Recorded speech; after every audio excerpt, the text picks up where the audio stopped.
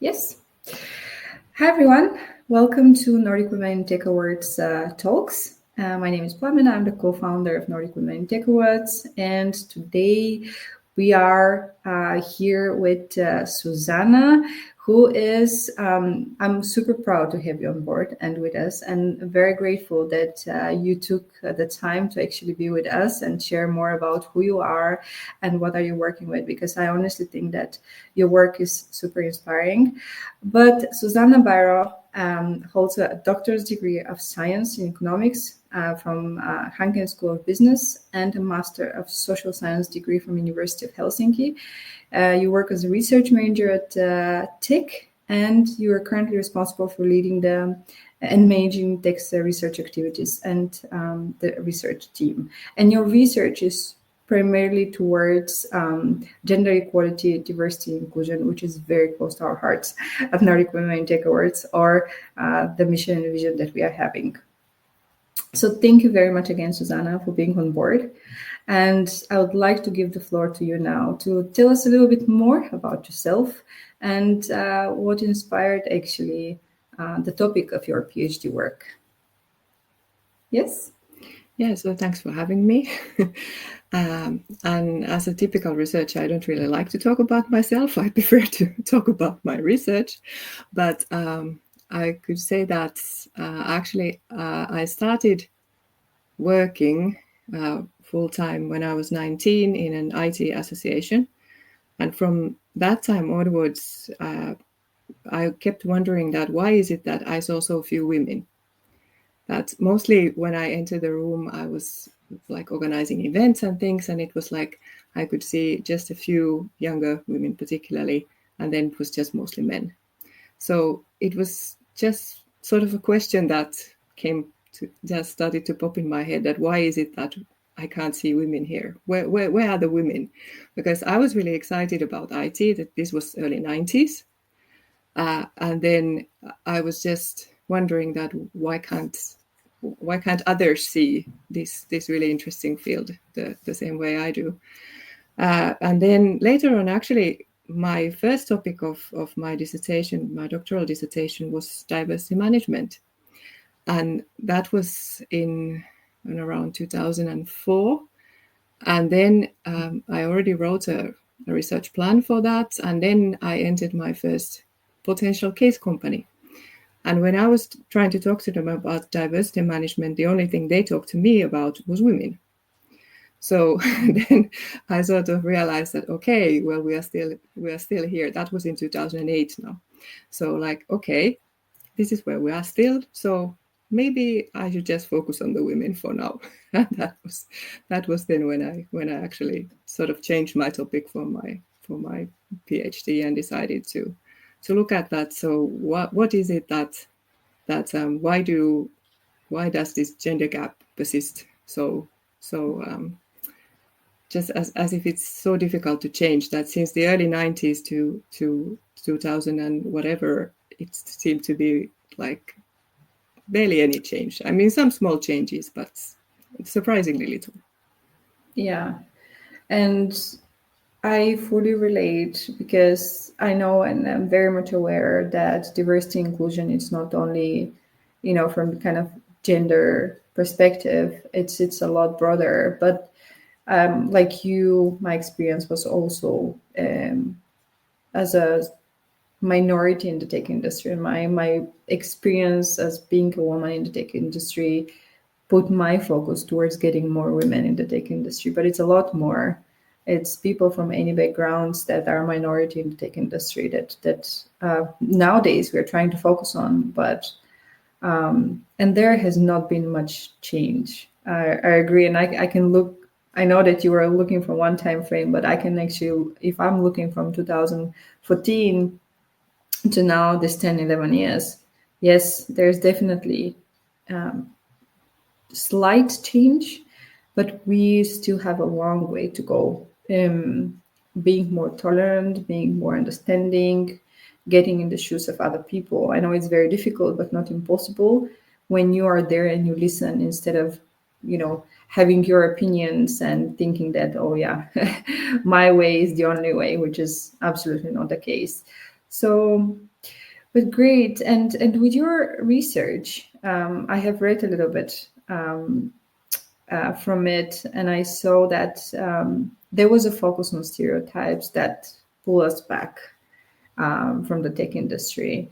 And I can again relate because I can honestly write a book with the labels or I don't know, boxes that I have been put in being a woman in the tech industry.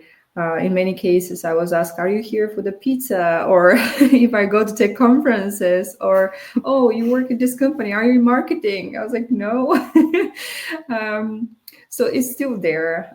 I'm very much aware. It's very difficult to get out of this mentality that you are a successful woman in a high position in the tech industry. You rarely see it, and it's not becoming something that is very known, right? How with your research, how deeper did you go within, how stereotypes impact us and impact diversity and inclusion in the tech industry? Well, the approach I had in my thesis was that I was trying to find, or I was trying to evaluate the kind of explanations that are around in the literature for this underrepresentation of women in technology and in STEM. And so then that meant that I classified then the literature into like various groups. And so one of the groups was this stereotypes and bias and discrimination. So that was one of the. So I had like 5 broad groups, and this was one of them.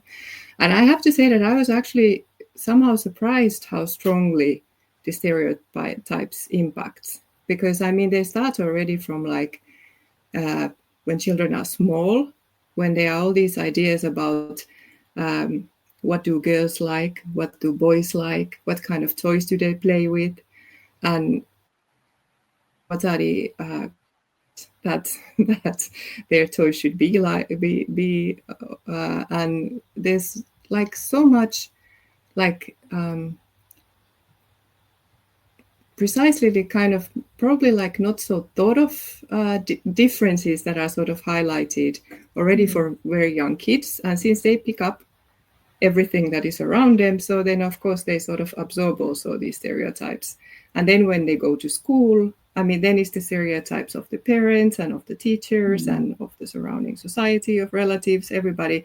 So we are like all the time surrounded by this sort of web of different kind of stereotypes that impact us actually surprisingly much, I would say, because you would have to be sort of like very not interested in other people or in your surroundings, like not to notice them.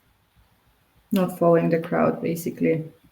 A little bit, yeah. And even when of course you can try to counter them as well. Yeah. I mean, it's just that okay, so I recognize this stereotype, and then I'm trying to do something different, or I'm trying to show that I'm different. But then it still means that you are first recognizing the stereotype, or it could also be that you recognize the stereotype only when you really like go against it, just like how you understand cultural differences is that when you do something that is thought that others say that, oh, that you can't do that's wrong. So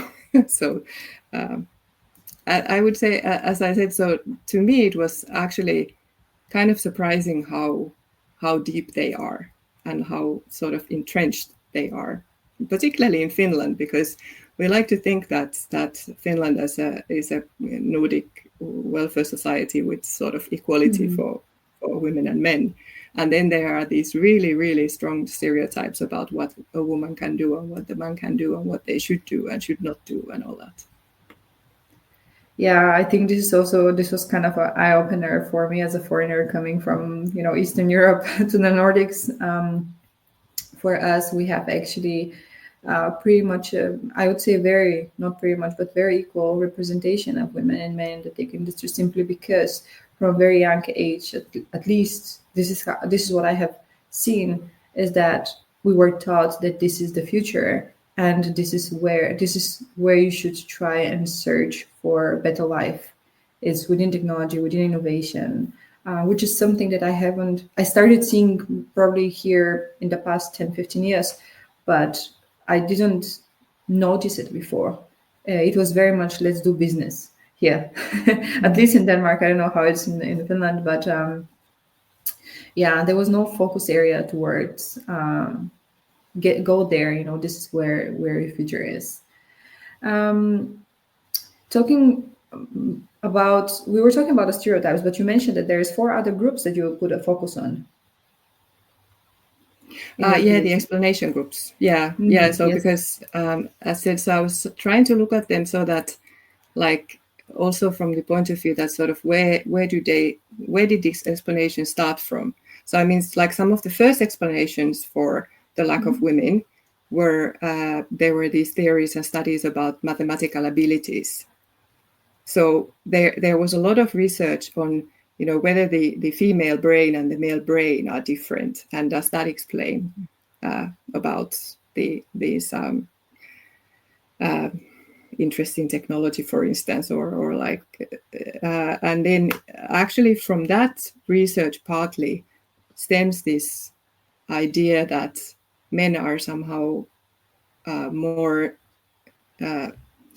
oriented towards mathematics, or more gifted in mathematics, and that this mathematical talent is something just like that you are either born with or you are not born with, sort of.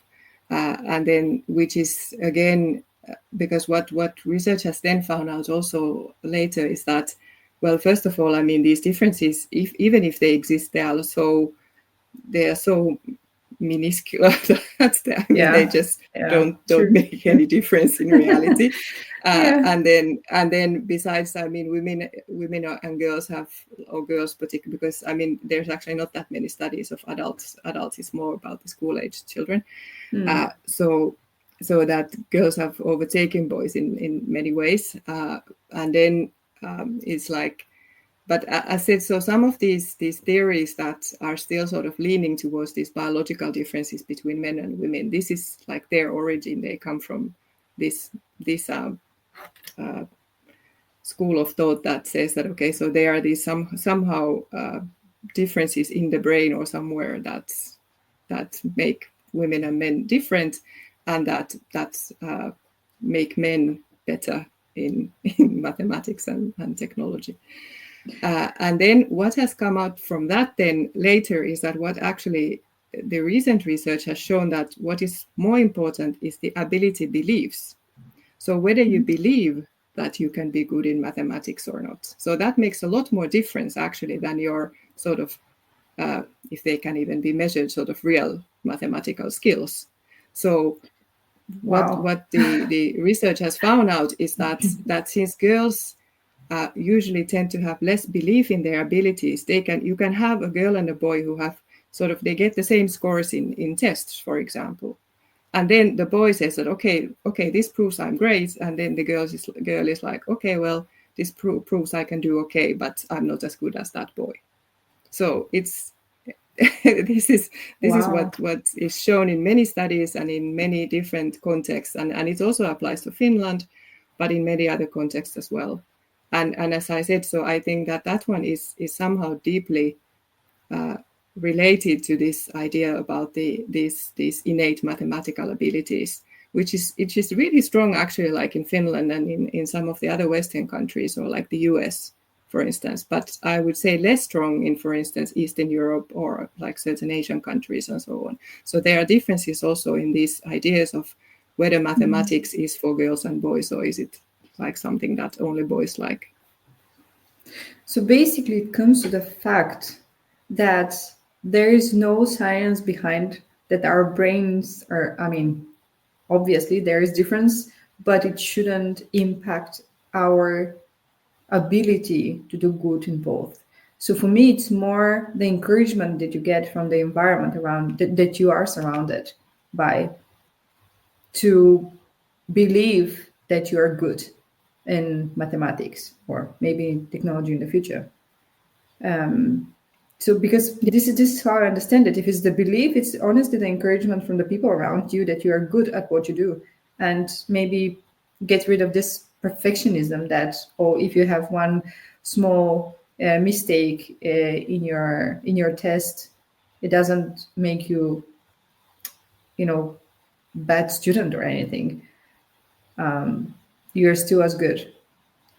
But Yeah. yeah, I mean, interesting, because that comes to society again. It has nothing to do with the Yeah. science Yeah. itself. Wow. I would really want to see this, maybe hopefully to have you on stage this year at the Nordic Women Tech Awards to actually, say it out loud there, because for me, I keep saying, and I said it also last year during the event, that if a flower doesn't bloom, do you blame the flower or the soil that it grows in? So it's I That's a mean, good it's one. Yes. true. Yeah, Yeah. right. Because you want to be surrounded by people that believe in you, and that gives you huge motivation to believe in yourself. Not everybody goes against society as a rebel. Sometimes we just need, somebody around us to give us this support that we sometimes, need in order to be better, perform better, and follow our dreams as well, whether it's in technology or anywhere else. So thank you very much for that. This was I see myself there, and I'm saying it because as a person who was very curious about mathematics, about technology, about any new trends around technology, I was constantly called a techie in the family when I was growing up. Mm. That gave me a lot of strength. But then I lost it when I went to university, exactly because of this, because I constantly felt that boys are better than I am, or guys or men later on. I was constantly questioning and doubting myself because I didn't feel good enough. So I think there is a balance. There is a need to have balance and get this. I mean, encouragement from the people around you to get going. I think it's crucial for also many students at universities. Yes, whether it's encouragement you get from teachers or encouragement you get from your classmates or your family, you need it because it's not easy to get into tech, and follow Yeah. a career path there. And do you want to say more about the other three focus areas that you had? Um, well, actually, the nowadays the like sort of the most common explanation for the differences is the interest. So sort of whether girls are interested or not in mathematics or in technology, and that one is again used a lot as an explanation. So that, okay, well, girls are not drawn to study technology because they are just not interested in it. Because then there was a famous study that came out that said sort of like, well, men are interested in things and women are interested in people. And then that has been used a lot since. How And the true is thing is it? that, well, I would say that it depends a bit on the premises, and I mean, the data they used in that particular study was, well, they combined data from the 60s to the 90s, if I recall exactly, and like sort of in that study, sort of this engineering and technology interest, or the people sciences interest, sort of seemed to hover in some kind of vacuum where like nothing in the surrounding society, which was in the United States anyway, like had an impact or anything else. I mean, I think there's a lot one can criticize about in that study, but okay, I'm not saying that there's like no truth to that there are differences in interest, but whether they explain again the underrepresentation of women in technology, that's the criticism I have against. So actually, so what I come with, or what I come up with in my study is that I would actually look at it from the other way around, so that I think that these ideas about these innate abilities that boys and men have in mathematics, which are then either partly or well, strongly actually supported by the stereotypes. And then also, then there are these male-dominated masculine cultures in even they used to be also in the universities of technology, although they are perhaps less so nowadays, but in some technology companies particularly. So all these ones like sort of work together so that they prevent women from being interested. And then like at the core of this is this idea that masculinity and technology are somehow intertwined. So there are a lot of studies that show that it seems to be somehow appropriate and natural for a man to be interested in technology, which then makes it sort of unnatural for a woman to be so. So all these like sort of combined, then of course, I mean, if you are told that, well, you are not so good at this, and those other people are much better than you anyway, like regardless of how hard you work, and then they are sort of being favored and promoted, and then you are asked, well, why aren't you interested in this?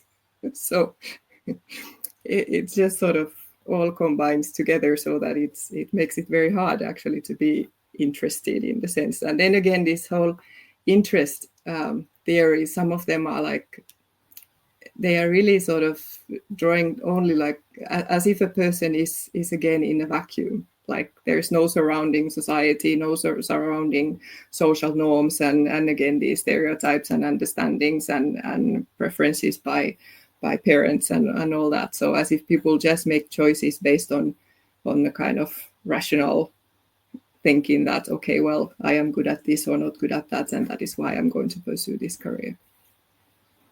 Yeah, and I have actually noticed that because I have been talking with a lot of women in our community that now are deciding to change a career, to change their career path and move from something else that they were maybe 10, 15 years in industry, then moving to technology. Because some of them are saying that huge part of why their interest was not sparked at time was because they didn't know all the things that they can do with technology and within the tech industry. Maybe for one reason or another, they were pushed either by society or by family towards other directions because this was the stereotype. This is where women go.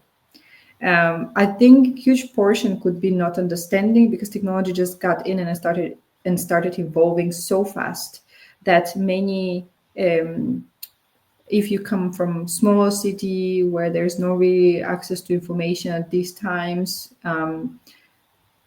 older generations wouldn't know that much of how many incredible things you can do within the tech industry. So that's why they were pushed towards something else. I think it's a lot to do with access to information and so on when it comes to interest. But another thing is I don't like the comments that women are not interested in technology because I don't think this is true. And there's a lot of organizations that would come to us. They're like, oh, but we opened the position out there and we simply don't get any, CVs from women. And then I was like, it's not. The problem is not them. I'm pretty sure that there is a huge interest. If we could build a community of almost 12,000 people in 5 years that are within the tech industry, I'm pretty sure that there is a lot more out there that are interested in building career within the industry. But you need to have the right approach towards attracting more women and, for that matter, people from other minority groups. You need to speak the same language. You need to understand where the problem comes from in order to open up and make it more welcoming and attractive to women to work for your company. I have been in working for companies that have not had a single woman in their team, and everything was so masculine when you enter the room. Like there's no place for you. They're basically telling you this is not for you, and this is not welcoming environment for you. So it requires efforts not only from us as women to get into the tech industry. The effort should come also from organizations and even our colleagues, because I have been part of such toxic masculine environments that all jokes and everything was just so sexist. And these Mm. jokes might have been good jokes like 30 years ago, but not anymore. So this is something that we need to work out ourselves as well, um, and be more inclusive. So the interest is there, and it's not our problem. We are Mm. interested. We just need to feel welcome. That's the thing. We need to feel welcome, and we need to see that there's opportunities for everybody. I can send you so many links and show you how some of the job ads were built. They were built so bad that obviously they're unattractive for women to be part of Mm. that company. So I think it's a lot more, but I see that there is some light at the end of the tunnel. Many organizations started actually working towards being more inclusive and change their recruiting process. But it just requires one thing, that you win in a way that you manage to attract them, but you need to retain as well. So Mm. Yes. it's also that, right? So Mm. yes, I fully agree with you here. Okay, do we have some more time maybe just to hear about one more focus area, because we are going forward and I'm so excited and I'm so interested in what you're saying, because I can relate and there's so many people around me that can also relate. It's so interesting, but yeah, maybe one more so we can close the circle a little bit. Yes. Okay. Well, the one is the masculine cultures, and then so just as you were mentioning, so sometimes it can also be that those other people there really did not even understand like how you felt, or probably did not understand how you felt, or how it looked like to somebody else. And that is, of course, the problem, as you were saying. I mean, the thing is that as long as women are a minority, they cannot change the tech industry. I mean, it needs to it needs to come from the men also. So they need to be interested in making the changes, and that's why to like I understand that the culture really can feel very unwelcoming, and it might be so even in a way that like sort of inadvertently. I mean, so that they don't mean it to be that way, but then it turns out that way. So just sort of part of these masculine cultures are these policies, for instance, about well, recruitment, yes, but then also promotions. So a lot of women Oh, feel, again, like based on the studies that we have been conducted, that it is not equal for men and women to progress in their careers. That is often a lot easier for men, and it's not only about children or having family responsibilities. It's also the kind of opportunities that are given or not given to people. So that, are you chosen for the next interesting project, or are you seen as a potential person to go forward, or that the company should invest in? So all those things make a lot of difference. And as long as women are so few in the decision making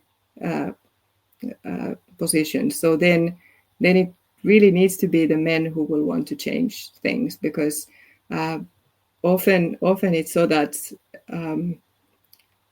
if since people tend to favor, at least to some extent, people who are similar to them, and yeah. then who have been like successful before. I mean, this is also why AI has problems with with bias, is that so then it means that those like sort of features that are being sought after are then similar to what they were with the previous people. And then if, for instance, all of them were men, then it's very difficult to see how a woman could fit into that position unless you are like a man Yeah. type of woman. Of course, you have those too, but I mean, it shouldn't be like that. It should be so that like it is the certain competencies that are being decided on. Okay, so these are the important things, and then like regardless of whether you're a man or a woman, then you can fill in those requirements. But I wrote an article also on these competencies, and one of the problems is that so many technology companies think that they are totally merit based, that they are like meritocracies. That of course is only competence that counts, and of course it's only merit that counts. When there's often a lot other things impacting, and then precisely also, and then also like how is competence measured and how it is defined and who by whom. So all those things make a difference.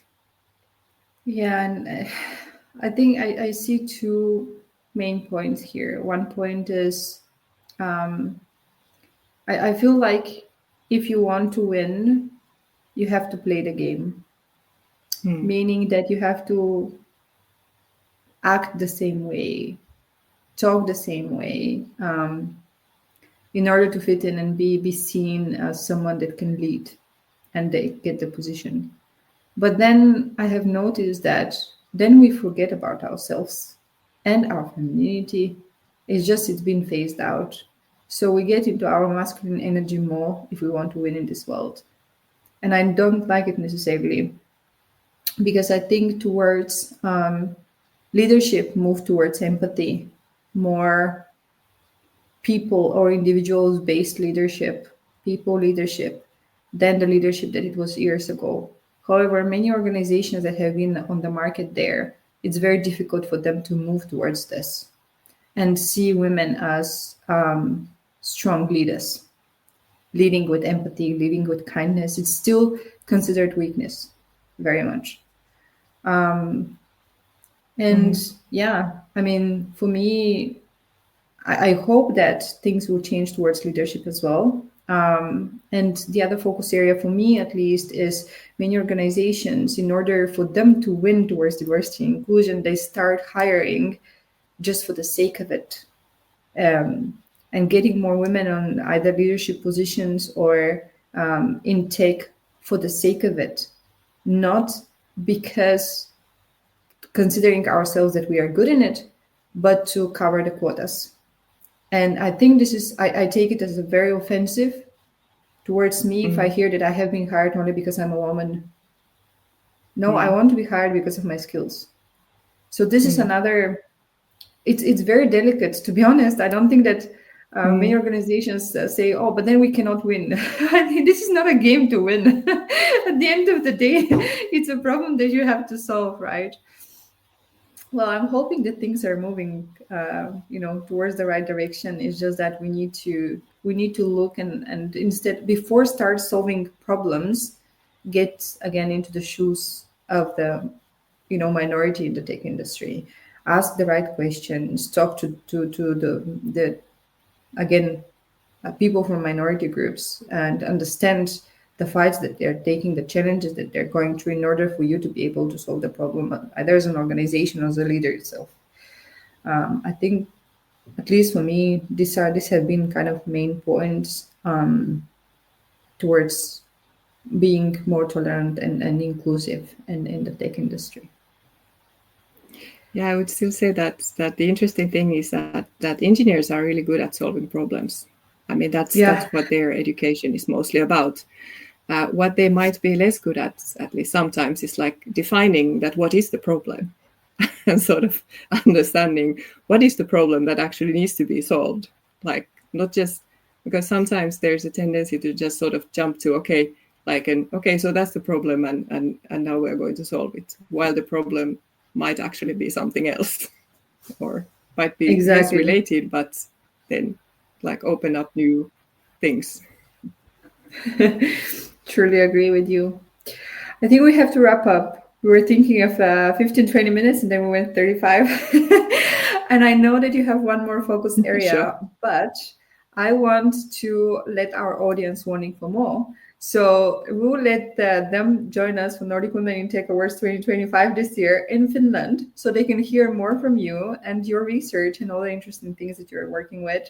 I want, that's for sure. So I just want to say thank you very much once again, Susanna. Looking forward to having you at the Nordic Women in Tech Awards this year. And for everyone watching us, make sure you follow us, and more is coming for Nordic Women in Tech Awards. There's a lot going on right now, so expect a lot of information flying your way in the next upcoming weeks. We have kicked off also the nominations for the role models this year, so make sure you nominate your role model in the Nordics. And yes, join us to celebrate the role models in the Nordic tech scene this year. Thank you once again, Susanna. Have a nice day. Thank you. You too.